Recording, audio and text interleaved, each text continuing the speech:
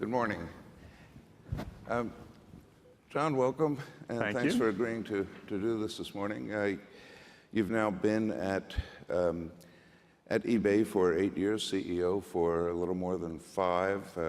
Prior to that, had a distinguished career at Bain & Company. In your time at eBay, revenues have grown to in excess of $14 billion, turnover to more than $175 billion, and your stock, which was under 30, is over 50. So by those standards and that of this audience, I represent old media and you represent old business. So perhaps we can talk a bit about disruption in that context.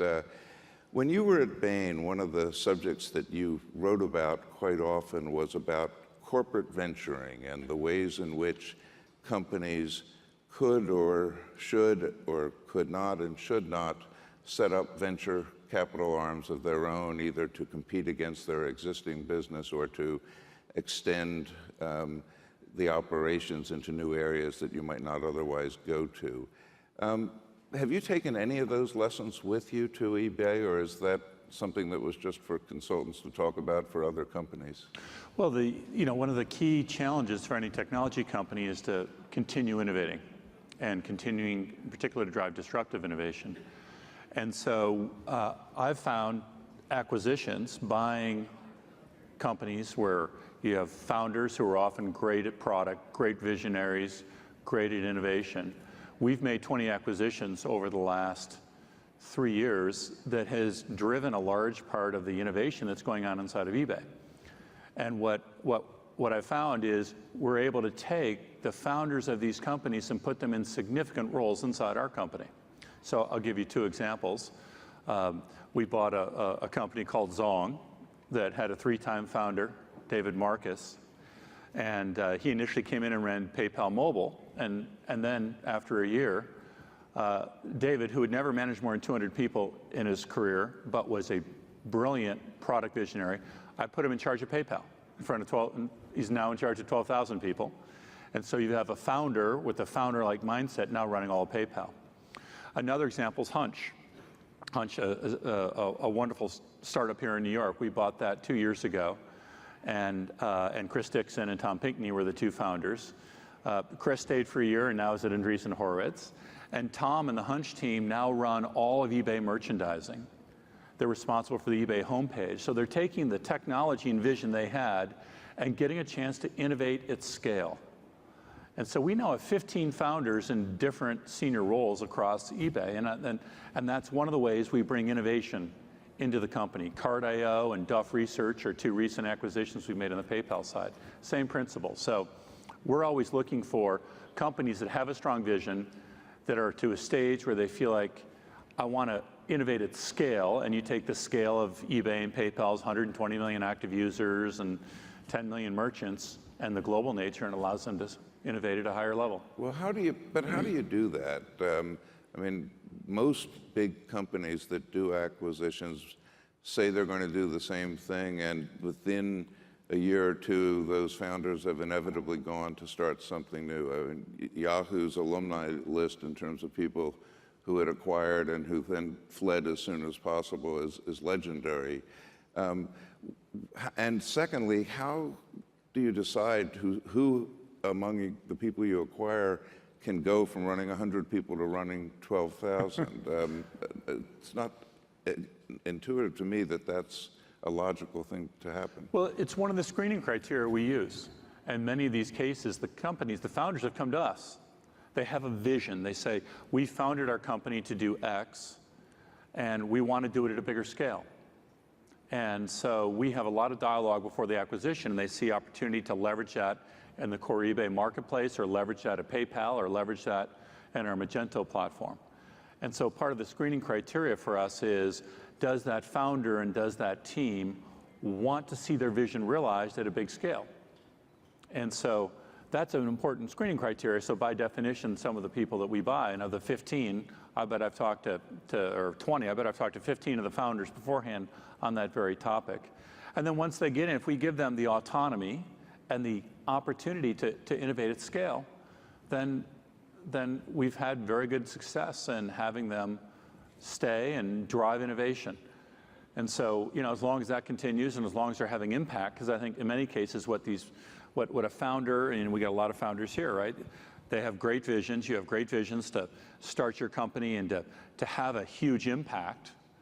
And if there are a point in time where you can join a big ecosystem to magnify that impact and do it in a larger organization, we've had good success doing that. And it's really been one of the key ingredients to the success eBay and PayPal have experienced over the last 3 to 5 years. Well, not all founders solely want to see their vision executed by a big company. Some actually like to get rich as well. Not this crowd, but those other founders. How do you incent a founder to want to stay? What kind of compensation scheme do you have for them? Is it different from the way you pay your corporate managers? It varies. Again, most of these founders make money in the acquisition and make significant money. So in some cases, the part of the acquisition price is tied to staying over a 2, 3, 4-year period. In other cases, it's not.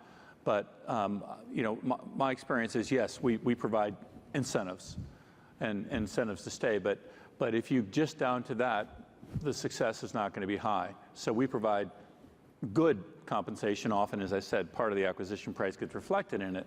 But at the end of the day, are we creating a culture where they can innovate at scale? And that's what I'm committed to and driving hard, is a culture. And what's beginning to happen is we have founders meeting with founders. I have a group of 6 to 8 young founders, all under 30, I meet with on a monthly basis.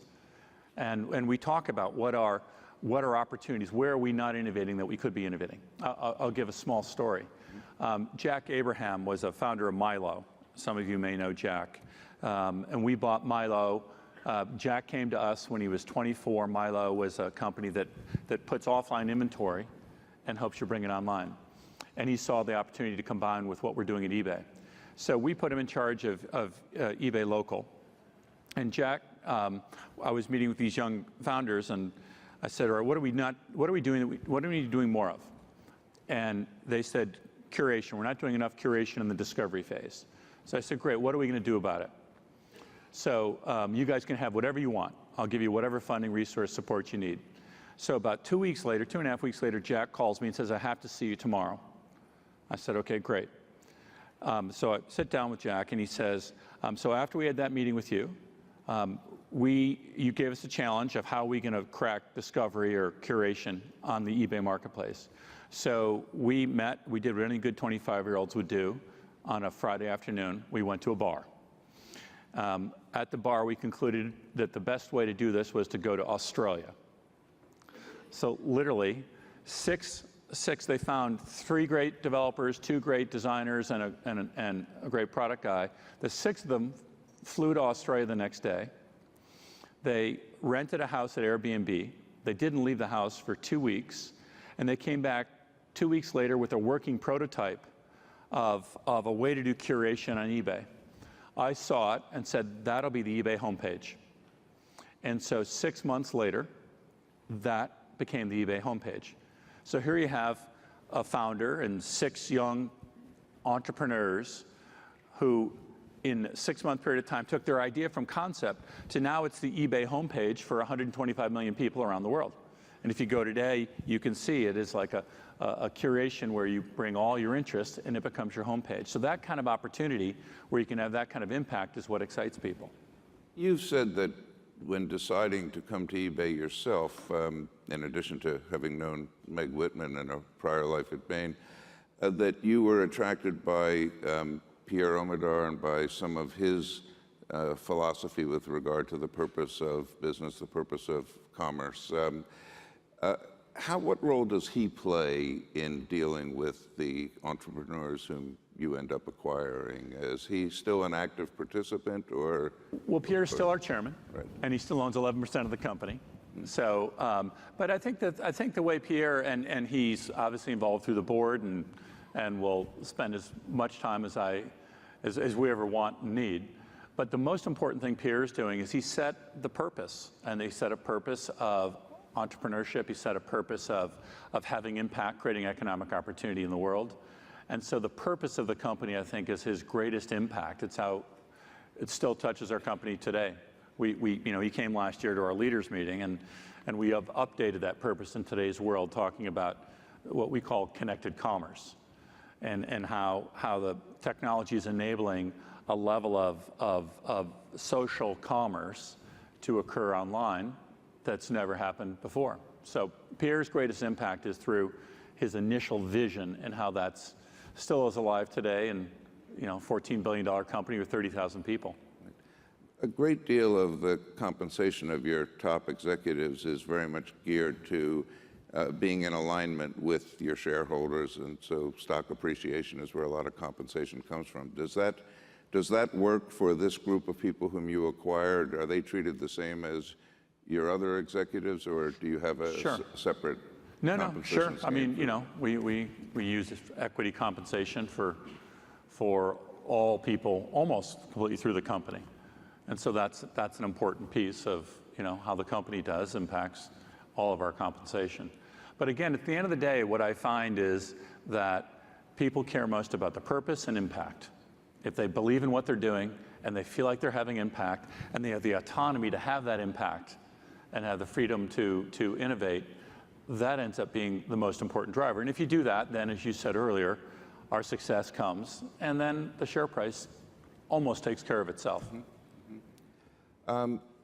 Mark Andreessen has said that if Steve Jobs and Mark Zuckerberg were the template for the successful founder CEO, you are the template for the successful managerial CEO. I think he also said that about Leo Apteker, but nonetheless, your 5-year track record suggests that in this case, he seems to have gotten that right. How do you distinguish your management style from that of either your predecessor or what you see as competitors like-minded among your competition or elsewhere in the Valley? Well, look, sometimes I think these labels get overplayed. The vision of most startups is to be successful and grow big and have big impact, right? eBay happens to be a startup that got big. PayPal happened to be a startup that got big. And once you're big and have scale, then you have the challenge of continuous innovation and execution at scale. And so you have to say, all right, what's it take to do that? What's it take to do that? And my experience is it's a mix. You cannot succeed without continuous innovation and disruptive innovation. So I think there's a role, as I said earlier, there's a role of founders, there's a role of people that are driving innovation, often with a founder's mindset. But there's also a need, when you get to that scale, for what I'd call the timeless principles of leadership, right? How do you build and align a team? How do you execute globally at scale? How do you align an organization of 30,000 people? So I don't think it's an either or. In fact, what's interesting is I'm spending more and more time with a lot of founders, a lot of successful founders. Let's say Brian Chesky at Airbnb. And so Brian and I have a wonderful relationship, because I learn a lot about product and design and innovation from Brian. And Airbnb is so successful, it's scaling so hard.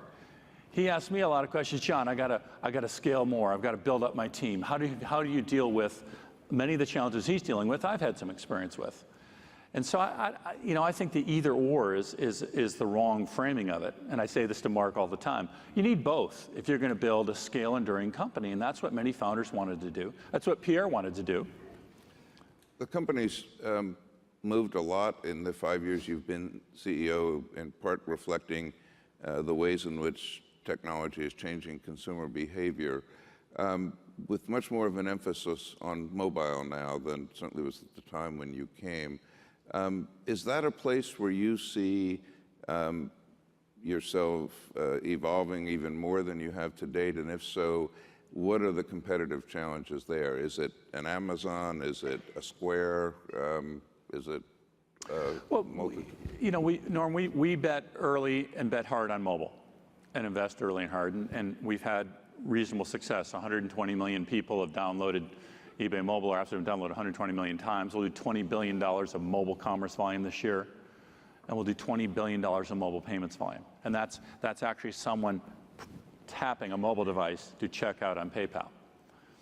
And so mobile is clearly changing how consumers are behaving in the worlds we participate, how they shop and how they pay. And so we have invested heavily. We've made a couple acquisitions. We just bought Duff Research, where we got some of the best mobile app developers and have a strong core of mobile app. I think the key future in mobile is how they continue to innovate. And people now are using mobile devices in all parts of our lives, right? This is becoming kind of the mission control device in our lives. And so it's not just about an app to do shopping or an app to do payments. It's changing how we behave in the whole shopping flow. People are going to be using these a lot more in stores and when they're actually out shopping. What's also going to happen is this is just one screen. What we see is people using multiple screens in a shopping experience. I mean, you think about it. When's the last time you went to a store? And think of how many times you accessed the web before you went to that store or in that store, whether it was on a laptop, on a mobile device, on a tablet, on a smartphone. Increasingly, you're going to see it on your TV. You're going to see it. Storefront windows are going to be touch screens, so when they're closed at night. So we see a world in where consumers are going to be multi-screen and be able to access the web multiple places.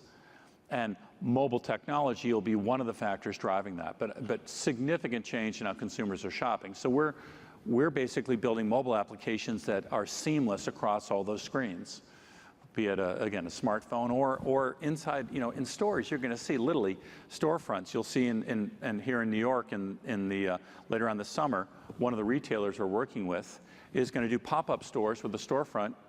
The store window is touchscreen. So both during the day and at night, you can shop and you can engage with their inventory. So I just think you'll see more and more of that, and that's the areas we're investing in. How well is that retail revolution understood by the industry? I think they're waking up to it, quite a bit. And the analogy I'd use is what's happening to retail is what happened in media. I mean, let me just ask anyone here in the room: how many of you own an iPad? Okay.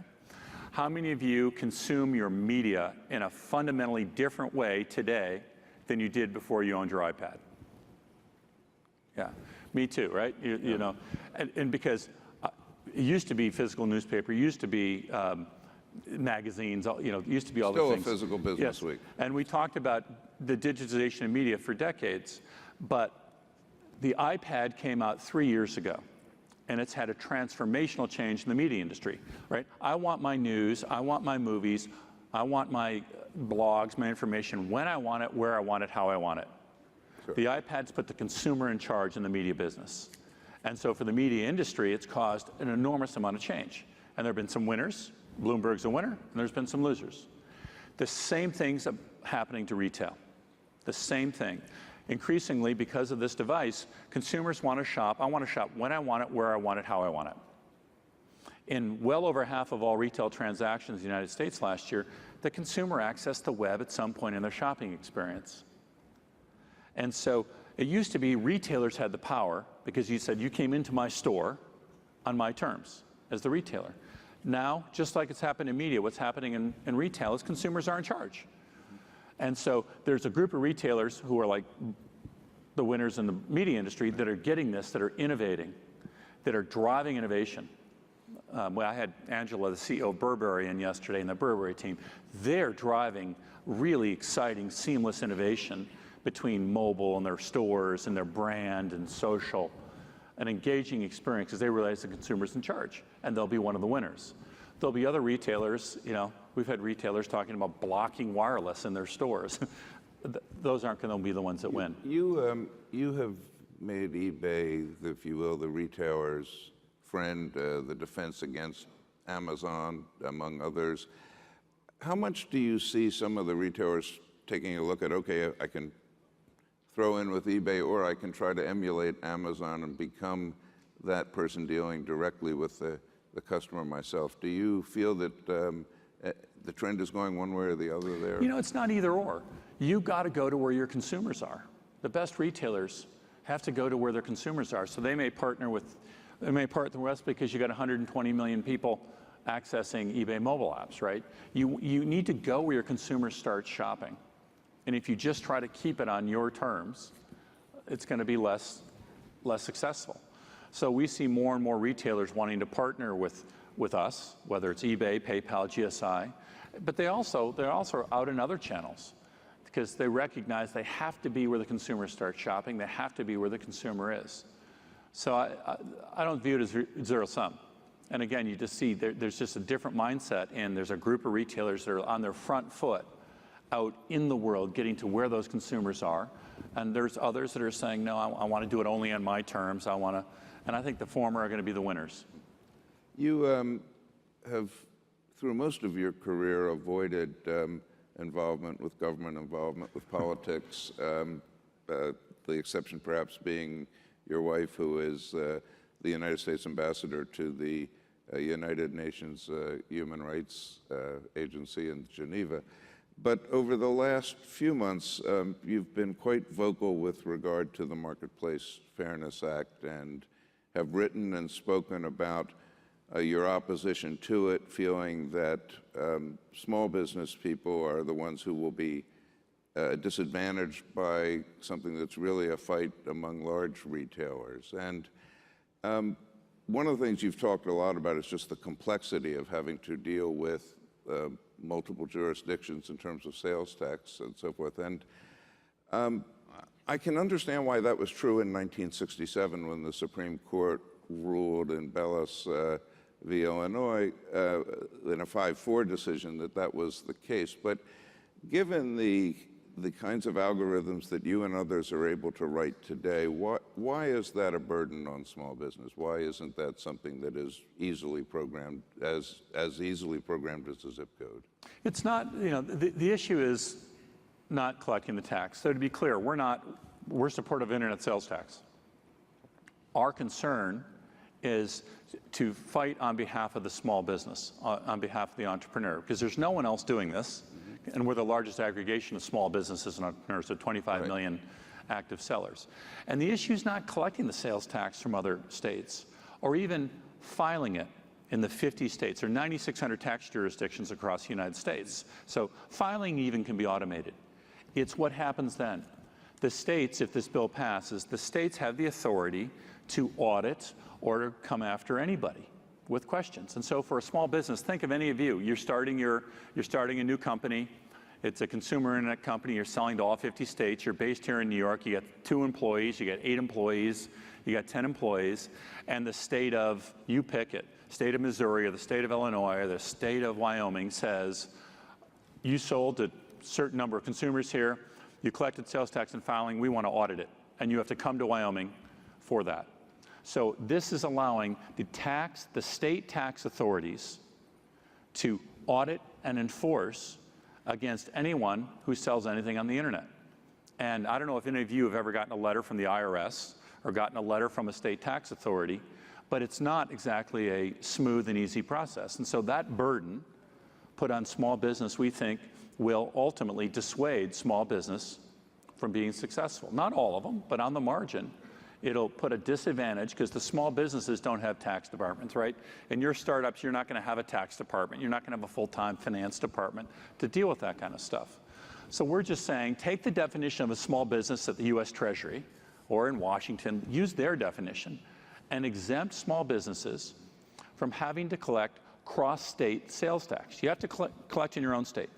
The same thing's true in the offline world. If you go to a small business here in New York and they sell to anyone outside the state of New York, they don't have to collect sales tax for the very reason of the burden of enforcement is what the issue is. And so that's what we're fighting for. We'll fight for entrepreneurs and small business. And you use as an example in your Wall Street Journal piece of, I guess, last week, the apparel sales, a person with 3 employees in Montana, a state with no sales tax. How does the apparel salesperson with 3 employees in Queens, who's paying New York State and New York City sales tax, feel about that Montana competitor coming in without having to play by the same rules that she plays with? Every business has to collect sales tax in the state they reside. And the person who resides here, if you sell to New York consumers, you've got to collect it. If you reside in Montana, you sell to Montana citizens, you have to collect it. What we're talking about is what both those businesses do online is they can reach people in any state across the country. And so it's the entrepreneur's choice of where you locate, and that only impacts the consumers you sell to in your state. But it's an even playing field for the small businesses in any cross-state transaction. I think we are out of time. I could continue this conversation for quite a while, but thank you, John. For Good, Norm, nice joining to us be here. today. It's Thank great you, to see everybody. Thank you. Thanks so much.